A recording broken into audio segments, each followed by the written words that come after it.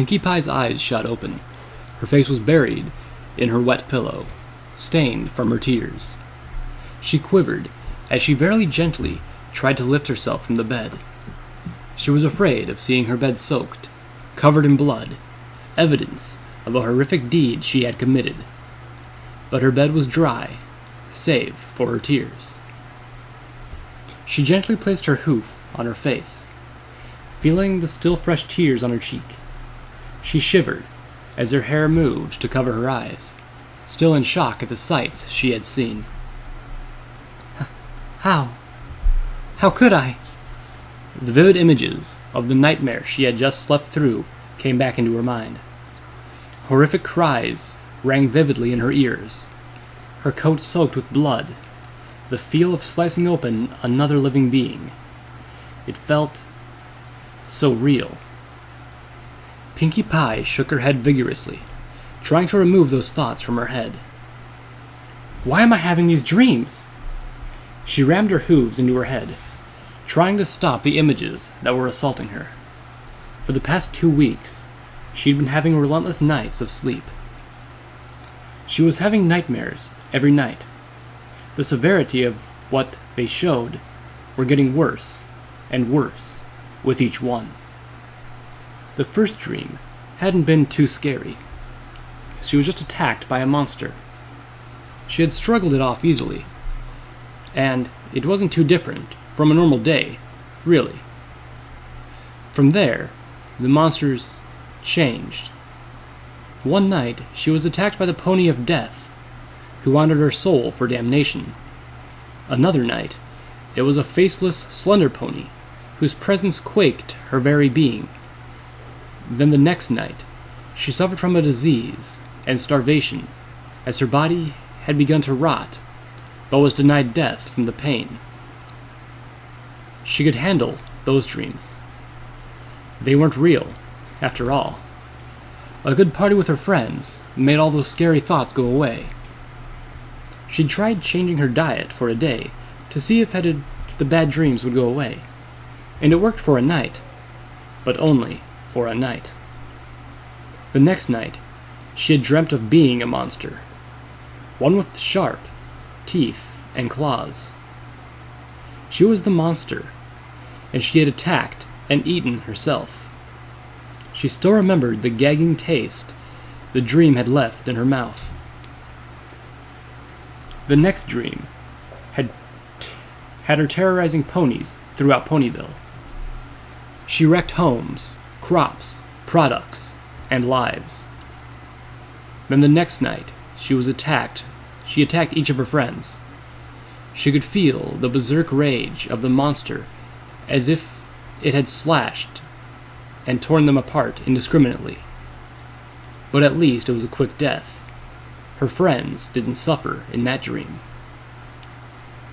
But the dream last night was different. It was personal. She was a monster again last night, but it was different. She was just herself.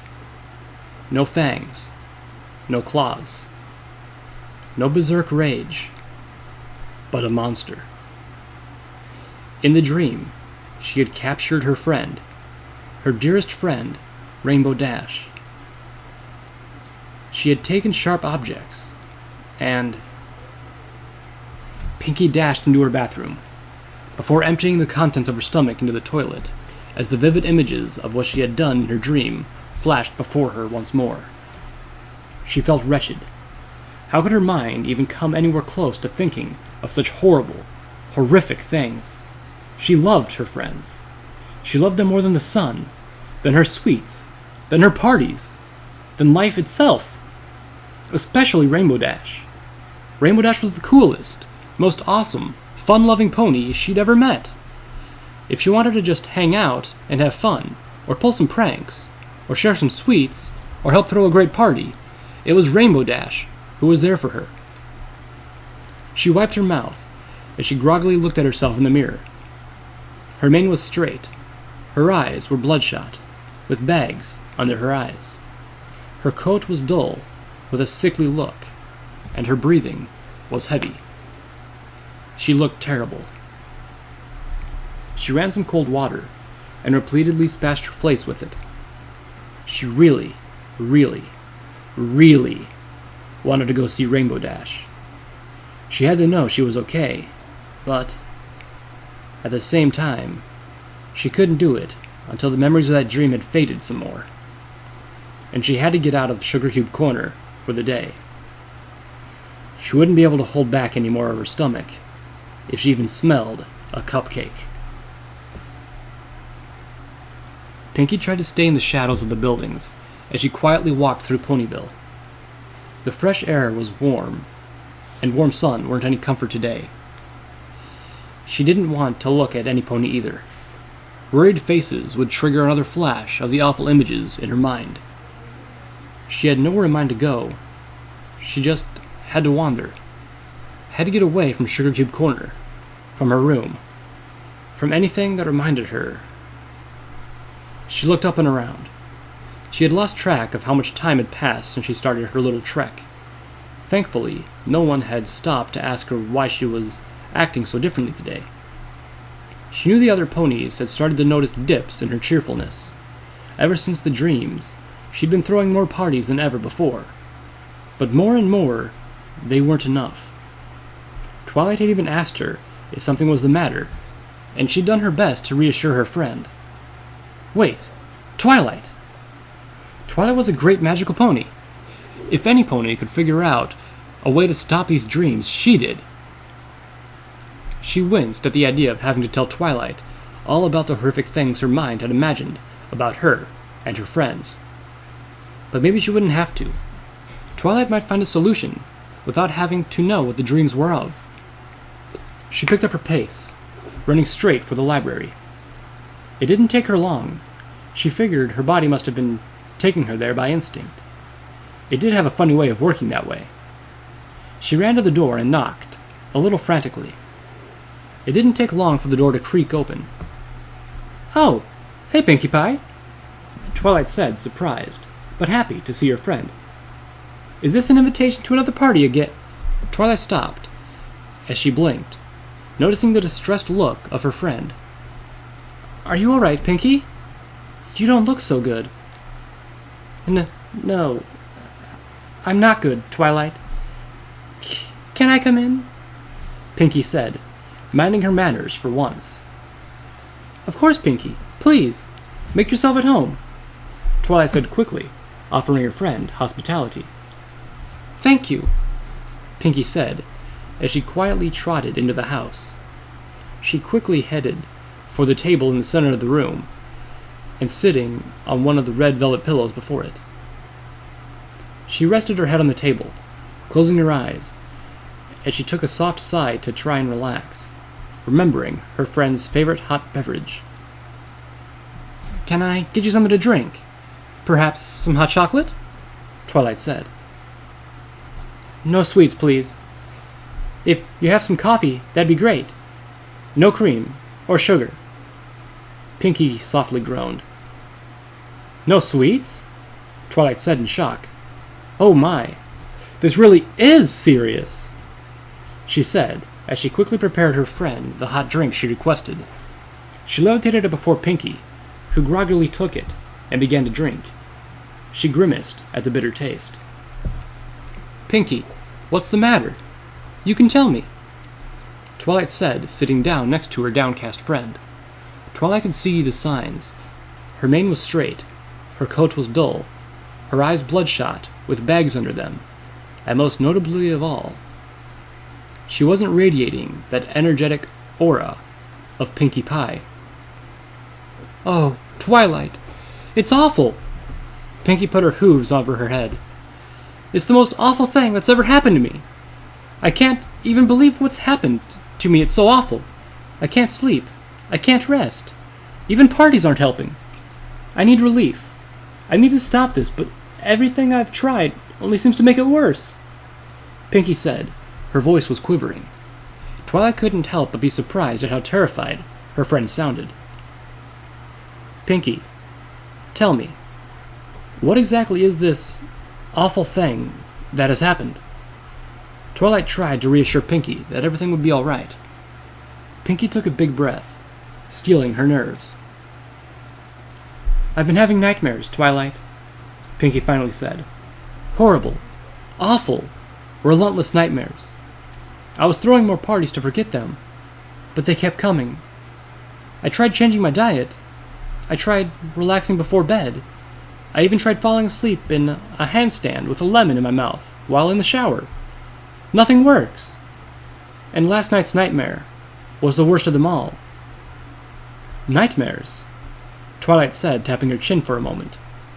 "1 second," she said, as she got up and quickly ran over to a bookshelf.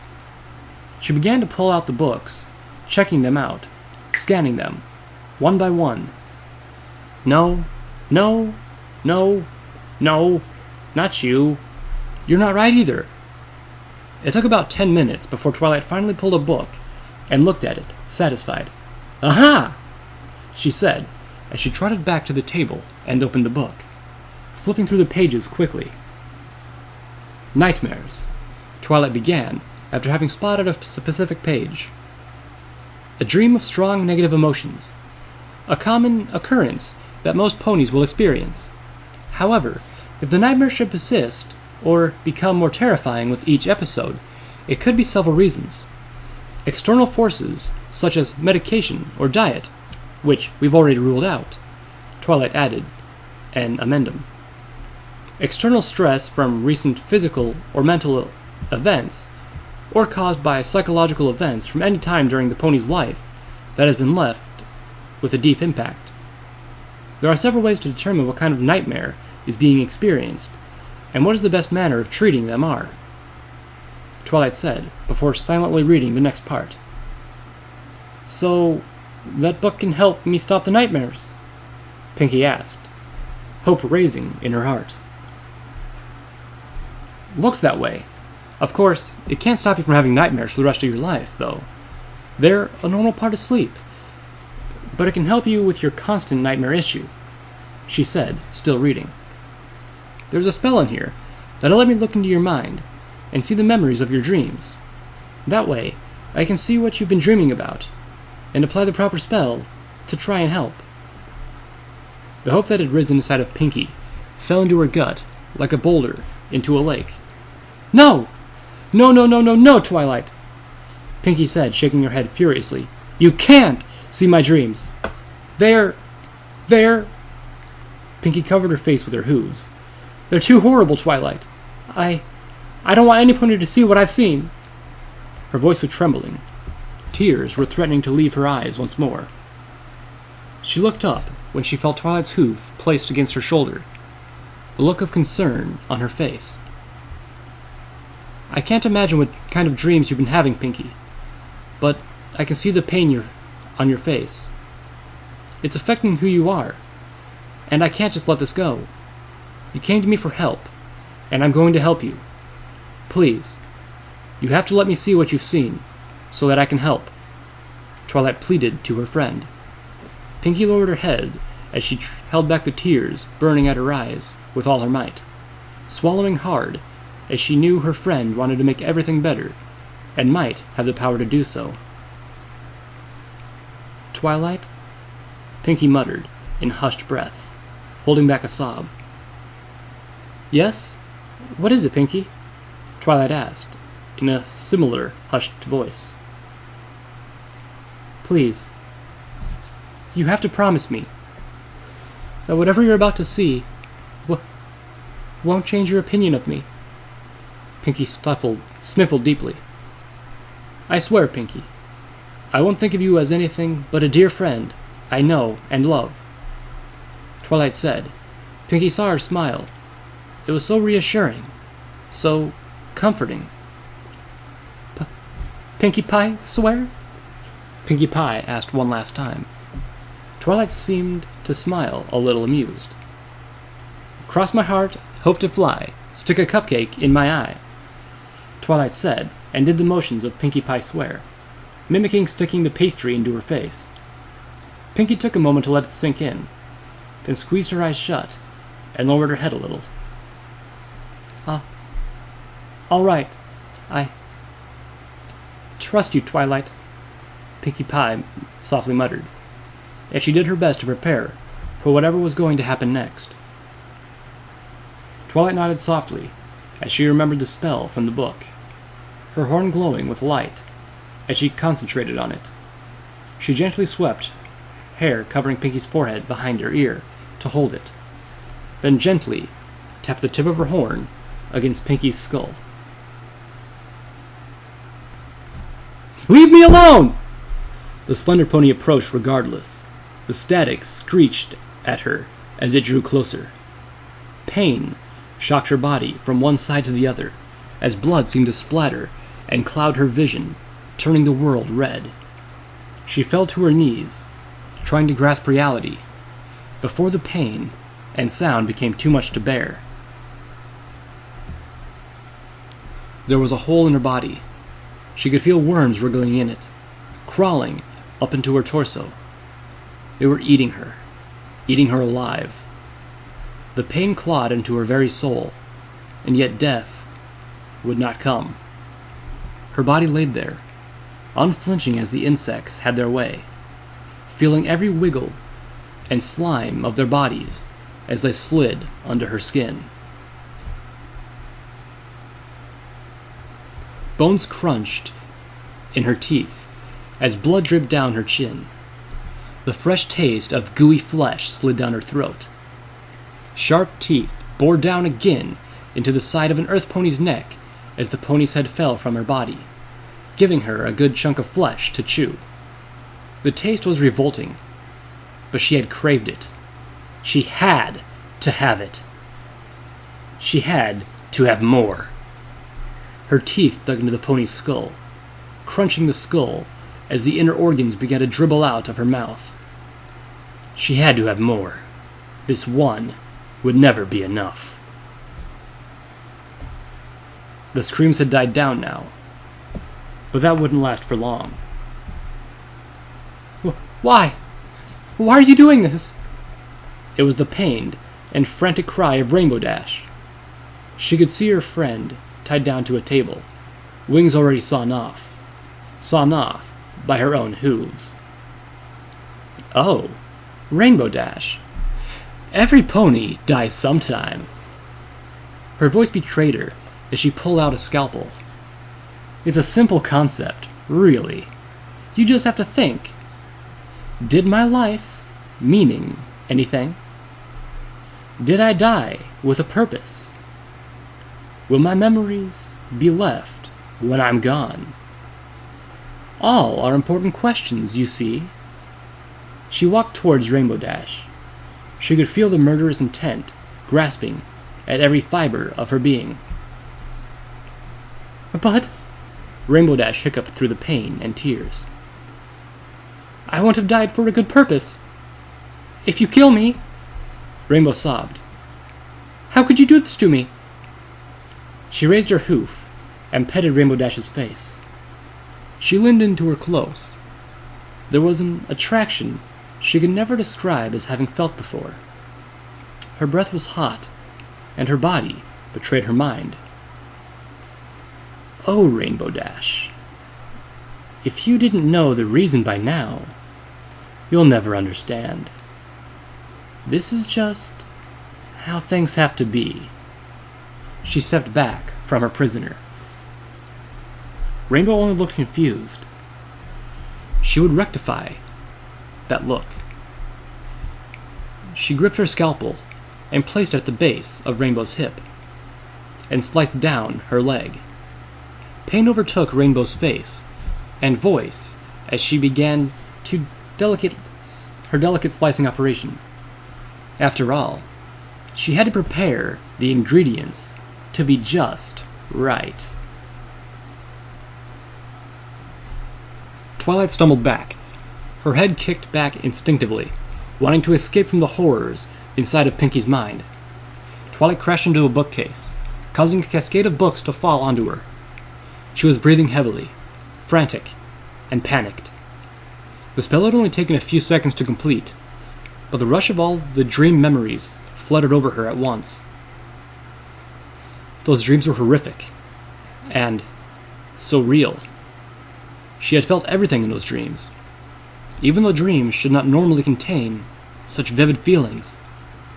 The monster that attacked her, the feel of bugs crawling throughout her skin and organs, the gagging taste of flesh in her throat, the torture, the acts she had committed. She wanted to vomit. Twilight, came a scared, timid, almost hushed voice. Twilight snapped from her thoughts and looked up at her pink friend. She was trembling with fear as tears streamed down her eyes. That was right. These were the dreams Pinkie was having. The dreams that were terrifying her. The dreams that she had come to her for help with. Pinkie, Twilight finally muttered, swallowing back her own emotions and stomach contents. I had no idea, she said shakily, getting to her feet and slowly walking back to her friend. She had to be strong right now. Twilight, Pinkie sniffed through her sobs. I'm so sorry you saw them. She closed her eyes, gasping for air through her sobs. Twilight quickly moved next to Pinkie, taking her into an embrace to hold her tight. Pinkie cried desperately into Twilight's shoulder. Twilight held her dear friend, making sure she knew she had all of her support. The images may not have made her stomach twist, but her friend was more important than that. It's okay, Pinkie, Twilight said once Pinkie's sobs had started to calm down. I can see how much these dreams have been eating at you. The Pinkie in those dreams is not you.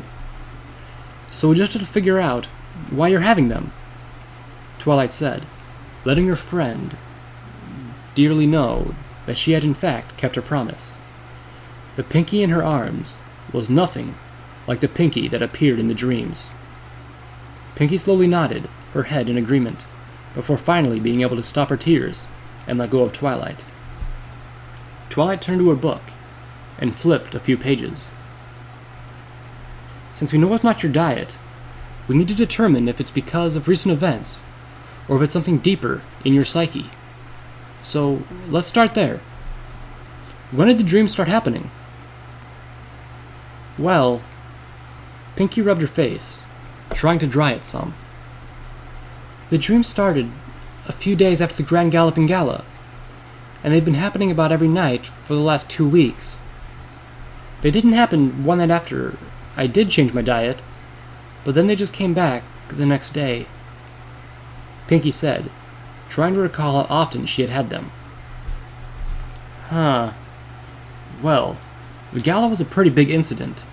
You certainly did seem fine at the donut shop. But what about after that? I know you said you had some business to attend to before heading back to Ponyville, so we didn't see you again until we were headed to the chariot. Twilight wondered. Well, after I'd spent some time with you guys, I went and met with my sister, Octavia. She was the one playing the cello on stage during the gala. She was the main reason I was able to get away with my music antics while I was there. I wanted to go thank her for helping me try to liven things up, Pinkie said, recalling the night. She was a little mad at me at first for the mess I'd caused, but she forgave me, and we ended up having a very fun chat about what we'd both been up to since we left the farm. After a little while, it was time for me to go, so we promised to keep in touch better. Twilight pondered this. Do you think it was that meeting with your sister that could have started these dreams? Twilight asked curiously. I wouldn't understand that if she did, Pinkie said, putting a face to her chin in thought. We had fun that night. There wasn't anything that she said that was negative. Have you gotten a letter from her yet? I did get one, but it was just letting me know that she was going to be performing a concert in Philadelphia. She said that her band was touring around, so that if I wanted to send her letters, I'd have to address them to her band, since the mail carriers knew where they would be. Pinkie said, tilting her head in thought. Again, There was nothing negative, though. Well, what about the last 2 weeks, then? You seemed mostly fine, other than a few instances when you weren't as chipper. Twilight said, remember Pinkie Pie, was a little less hyper than usual the last few days. She certainly could understand why, now though. No, nothing significant. I've been throwing more parties because of the dreams. But it's just been life as usual in Ponyville, Pinkie said, shaking her head slowly. I see. Twilight went back to consulting her books, scanning the pages of the book, flipping through some more, looking for what could be done to handle this. Here we are. It's another spell. This one is a bit more of a mind delve. Its intention is to find the source of your problems, though. It'll let us find out why you're having these dreams, be it a minor or major reason, Twilight said confidently. So don't worry, Pinkie. I'm going to make sure you'll be all better in no time. She gave her friend a confident smile. Thank you, Twilight, Pinkie said, giving a soft smile back. All right. The book says the spell can be a little disorienting at first, but that you'll get used to it. You ready? Twilight asked. Pinkie gave her a nod. Then, here goes nothing, Twilight said, taking a deep breath, as she concentrated once more. Her horn flared up with light. She lowered it towards Pinkie's forehead once more, and gently touched her. Pinkie's mind did a flip, and it felt heavy into a hazy fog. She lost track of her surroundings, as it felt like she was falling from a very far height. The world was spinning around her, as she felt the wind was rushing past her. Her stomach was rolling inside of her, as she was inside this intense feeling. She wondered just how long she was going to feel this way, when she finally felt the world stabilizing with a thud that knocked the wind out of her. She gasped for breath, coughing a bit, before feeling the sensation of ground beneath her. She lifted her head up and shook it lightly, before slowly opening her eyes. She was still in the library, that was for sure. But Twilight was missing. Why would she have left her alone in the library? Twilight, she called out, but the only thing that came back was a hollow echo. This was bizarre. The library seemed eerily quiet, even more so than usual when Twilight wasn't around. She looked under the table, noticing two things: a bag and a note. She carefully read the words on the note. You must cross the darkness to see the light. Pinkie looked at the piece of paper, a little confused. Did Twilight write this? If she did, what did it mean? Was she supposed to take this bag with her? Twilight must know what she's doing after all. She wouldn't just abandon her here without good reason. Pinkie opened the bag, looking to see if there was anything inside of it. There were two things inside. The first one was obvious what it was. It was a lantern. Inside was oil with a wick. There was a knob on the side. She assumed it would turn the lantern on or off. If she was going to use it, she'd have to make sure not to use up all the oil. She gently placed the lantern back into the bag. What's this? She asked, and she pulled out a rectangular device. It had a dial on it, and an antenna, but it wasn't an object she was familiar with. It had a face like a picture on it, with a circle that had holes.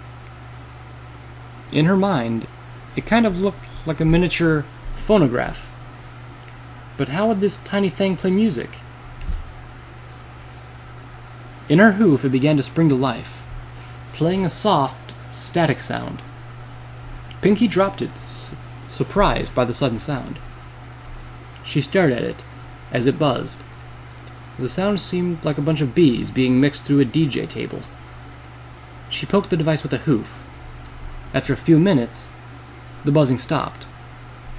Pinkie looked confused, but had the gut instinct that it must be something important. She placed it back in the bag. I guess Twilight believed I needed this bag. I'll keep to her advice then, Pinkie muttered to herself, as she carefully strapped the bag to her back. Then she looked around. The library seemed to hold no more clues for the moment, so she decided to step outside. She felt more comfortable now that she had visited Twilight, so maybe she could go visit Rainbow Dash. Now... Huh? Pinkie said, stopping short of a few feet from the door. A thick fog had fallen around Ponyville. It was so thick, she couldn't even see the buildings next to the library. She'd have to get close to a building if she wanted to see what it was. Then she started to shiver as a wind blew by. The temperature had fallen a significant amount. What's going on? I've never seen this kind of weather in Ponyville before, Pinkie said, confused. Did Rainbow Dash do this? Why would she? Pinkie knew she had to find Rainbow Dash and talk to her now. She quickly began to run off in the direction she knew Rainbow's house to be. She was in full gallop when she suddenly realized she had come to a full stop. She skidded along the ground and stopped along an edge, a few pebbles getting kicked loose and falling in front of her. There was a gigantic chasm, which had never been in Ponyville, right before her. It cut right down the road to Rainbow's house. In fact, it cut off the entire way outside of Ponyville if you didn't have wings. What's going on? She asked, as she stared into what seemed to be a bottomless pit.